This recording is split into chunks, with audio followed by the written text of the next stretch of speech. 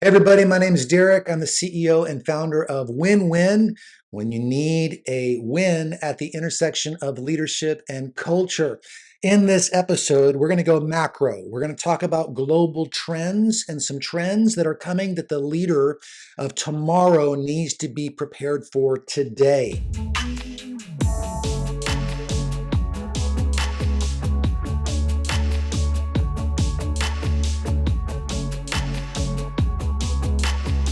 This is so important. I hope you tune into this episode. I'm going to give you 3 takeaways that are really going to help you, particularly in the years to come. If you're leading any kind of a group, if you're on a mission field, if you're in a church, if you're at a business, if you're even in your own family, this is going to be really important. This episode is really important, and I think it's going to help you a lot. In this episode, we're going to talk about the 4th industrial revolution. The 4th industrial revolution, it's coming quickly. When it comes, you need to be prepared. Now, if you aren't versed on what in the world the 4th industrial revolution is, that's okay. Let me encourage you to, in YouTube, go ahead and type the words in, 4th Industrial Revolution World Economic Forum. 4th Industrial Revolution World Economic Forum. And watch that video. That'll give you a good idea of what it is, particularly from the World Economic Forum's perspective. These are the leaders, really global leaders, that are looking at this. And there's quite a few people who are excited about it. I personally think the leader of tomorrow is going to have to be very savvy in the way that they nuance what's coming down the pike. Now, before I go any further, let me encourage you to subscribe to this channel or to hit the like button. Give us some kind of encouragement, some shout out in the comment. Do something that will let us know that you're engaged. This is also going to help us with the great YouTube algorithm in the sky. You can also find more information on our website, wenwyn.com. We're all about equipping leaders in 4 areas: as individuals, in churches, in cities, and globally with regard to global trends.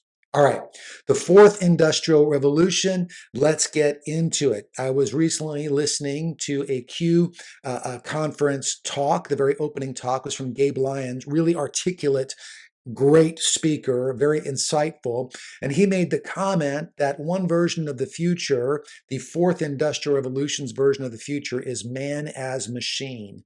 I actually think that's a really insightful understanding of the 4th industrial revolution, which is this melding of biotech, human advancement, and connectivity. It is converging quickly, and it is troubling for all kinds of reasons. Now, knowing that the future is about, what is it, transhumanism, enhanced humanism? Are we moving into a new area of sapien? So we are currently Homo sapien, or is it a new sapien in the future? By the way, that is what some pretty prominent authors are calling it and thinking and trying to name it. Regardless, it's a pretty dangerous place to go. Now, let me explain quickly how in the world we arrived here, besides just human beings like to play with crazy cool tech. It all really begins with this Modernic idea of mankind, humankind, at the center of the world. That allowed us to do quite a few things, but it also skewed our perspective into thinking that we were just a higher evolved form of beast that is out there. And that really got us into modern day racism, which was, how do we evaluate humans as being more or less evolved? And that was judged on all kinds of standards. We then moved from there to a postmodern philosophy. Postmodernism is not just that all truth is subjective. The postmodern is essentially the truth, the idea that says, no, truth is absolutely true. It's just absolutely true for you. Now, that appears like subjectivity, right? But no, subjectivity is probably being really nice about that philosophy. It really is saying, no, my version of the truth is the absolute truth. So all things are true according to me. And so billions of people on the planet, everybody has their own truth, and that truth has to be taken absolutely and seriously as the truth. And so it's a challenge because it moves us away from any sense or standard of objective truth. Now, everyone thought, okay, well, surely this isn't going to continue. But think about it. It's affected news. It's affected gender. It's affected how we talk to each other. It's affected political dialogue. It's affected everything in our society. Whether we know things are true or not is beside the point. The point is what we're convincing ourselves of as the human species. Now, we're getting into this fourth industrial revolution where we, in fact, through CRISPR and other means, we can begin to really get into the gene editing of things. We can begin to augment. We now have computers that can, we can program into ourselves that read our thoughts. And that sounds great, particularly if you're handicapped in some way or you can't express yourself. To be able to think and have something read out on a screen is pretty extraordinary. The challenge with enhancing humans, run faster, be stronger, be more creative, engineer your baby, do whatever it is that now we think that we can design a greater humanity. One bioethicist really said that neo-transhumanism or transhumanism is really neo-Gnosticism. So transhumanism is really neo-Gnosticism, this idea that we can rise above our material world, but this time not through escape, but through engineering, bioengineering. Now, this has major implications, but I'm going to give you three tactics because what I want to get into is the strategy of it. So often we're great at diagnosing the problem. We see what's coming down the pike. We go, okay, this is going to be a major challenge. It's going to be a new reality we're going to have to deal with and live with. But we're not very good at tactics and strategy. So I'm going to give us three strategies that I think are really important. The first is, as a leader, you need to be prepared to answer the question, what does it mean to be a human? Now, I know that in the past, this was fairly obvious. In the same way, what does it mean to be a woman? What is a woman? What is a man? What is an animal? What is a machine in the age of AI? What is a plant? What is we're starting to question everything, the nature of reality. And we're starting to say, no, reality equates to whatever your subjective truth is. And that's absolutely true. It's not just subjectively true as in another opinion against an objective truth, but it's absolutely true. And so we have to honor that. And we start to get into some really crazy territory here, but it's this neo-Gnosticism. So first of all, it's going to help you to go back through the Gnostic materials because that was addressed hundreds of years ago. And maybe we'll do another episode on that in the future. But to give you about 60% of the material you're going to need to argue this. But regardless, every leader needs to have an answer to the question, what is a human? I want to encourage, I don't know if any evangelical leaders are listening to this, but in evangelicalism globally, and I know there are forums that meet, this is a question that is important. It is an important question for everything that's to come. It's important for dads and moms at dinner tables. We need to have an answer for this ahead of time because this is going to be the question that drives humanity for the next several decades. And so we need to have a coherent, comprehensive answer to that question. What is a human? At the local level, at the church level, at the dinner table level, if you're a leader of any kind, it's worth starting to answer that question. Now, the caution here is to say, well, I'm human because God created humans. I'll deal with that in point three. But my first point is just that you need to have an answer. What is a human? Make sure you have an answer. The second tactic that I think is important is to demonstrate that what appears to be limitless is actually limiting. What appears to be limitless is actually limiting. I was recently listening to a great podcast with Dana Carvey and David Spade, and they were interviewing Mike Myers. And all three of those guys are phenomenal comedians. But there was this really interesting section where Mike Myers talked about the power of limiting choices and that sometimes having all the choices can actually be an inhibitor. It's often not a help. Well, years ago, about 4 years before gender neutrality and gender fluidity hit, I taught our men's group and I said, hey, listen, this is coming down the pike and you need to have an answer for gender. And in that answer, you also need to be aware that the longing of that whole movement is to recognize individuals and to say, okay, well, your gender is different than your gender. Everybody then feels special because they feel like they're being seen with their gender selection, however you choose to define that. Um, but I reminded them that the challenge there is actually what it inadvertently does is it makes the playing field so even that everyone is equally not seen. It actually has the opposite effect. In a world where all genders are the same, then no genders are different. Um, I'll give you an example. The thing that's ultimately going to kill gender fluidity is sports. It's just the place where everybody lives, works, and plays. And there are some who are like, we should abandon men and women's sports altogether because men and women are exactly the same. There's no difference of the sexes. See, all sexes equal. It's just, and it's a complete denial of biology and some other realities. And that's why sports is going to kill it. And listen, I think it's even worth running the experiment. I personally, it's like, okay, if you want to get rid of all genders in sports and just say best basketball players get to play pro ball, let's find out just on that merit who the best basketball players are. And I think what you're going to discover is, boy, they all look an awful lot like the same kind of a gender preference or a gender appearance. It's just, even Serena Williams said, I'm grateful for women's sports. And the reason for that is just realities that are out there that refer to gender. So no matter how much you want to wish it, that, gosh, we're all just the same, the truth is, no, we all have equal worth and our inherent worth, but gender is not the same. And in fact, it's a devaluing. It's a limiting thing on humanity to pretend as if it's all the same. Now, that same principle applies to the fourth revolution. If I can just engineer it, then I can engineer a better me. That's what this is all going to boil down to at your living room table. Mom and dad, if I can get this augmentation, if I can just have this chip in my brain, if I can just have this limb replaced, if I could just run faster, I'll be happy. Then it'll be great. Now, aside from the fact that it's not going to be great.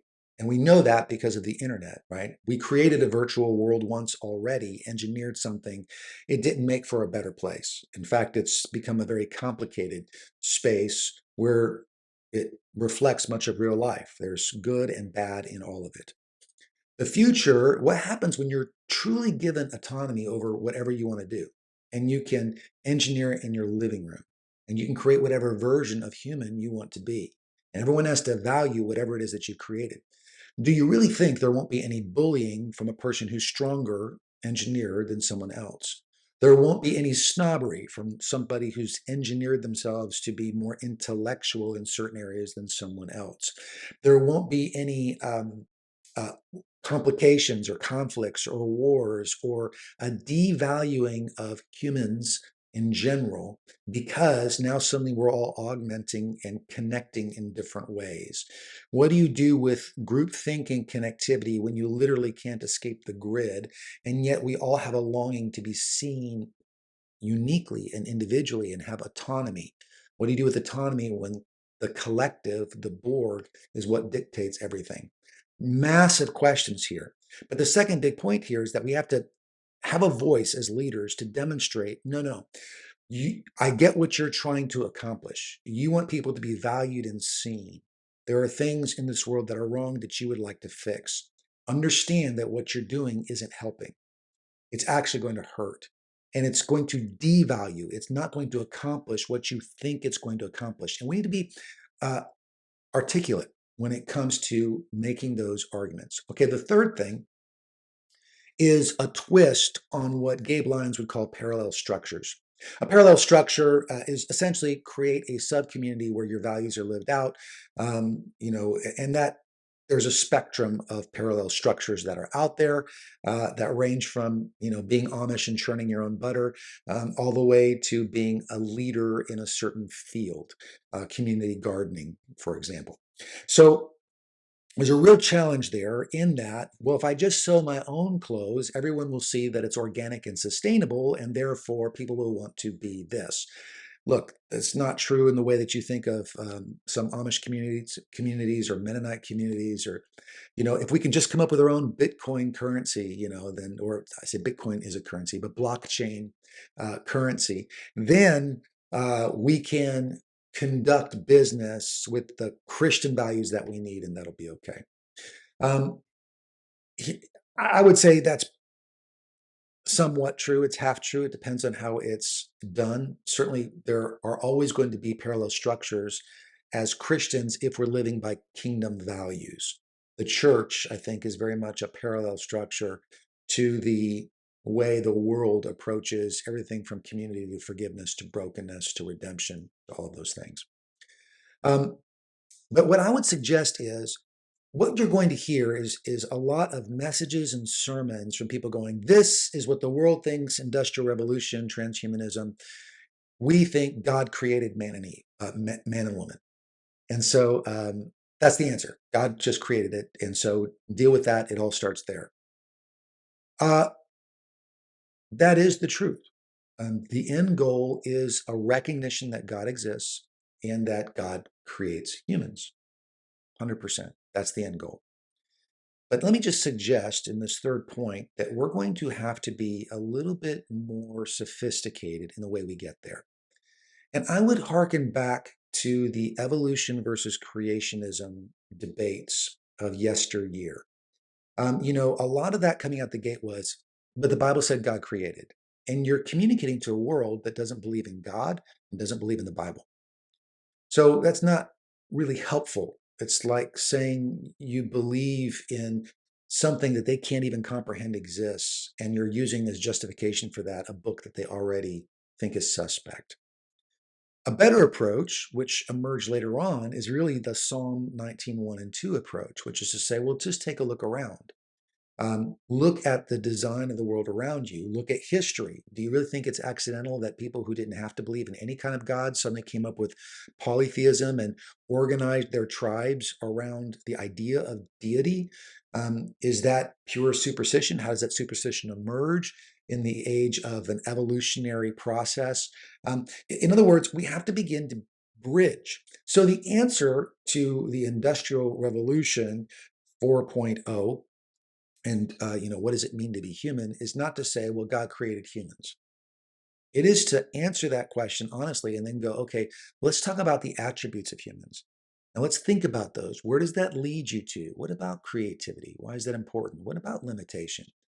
What about even handicap and how you view handicap and actually what emerges beautifully in the world through those who don't view that handicap as a limit, but as an opportunity. Um, there's all kinds of implications here, but when we begin to talk in that space, there is an inevitable, I think, conclusion to God if you follow it honestly. But there is this mid space that we can engage others with, and I think that's the role of evangelicals globally.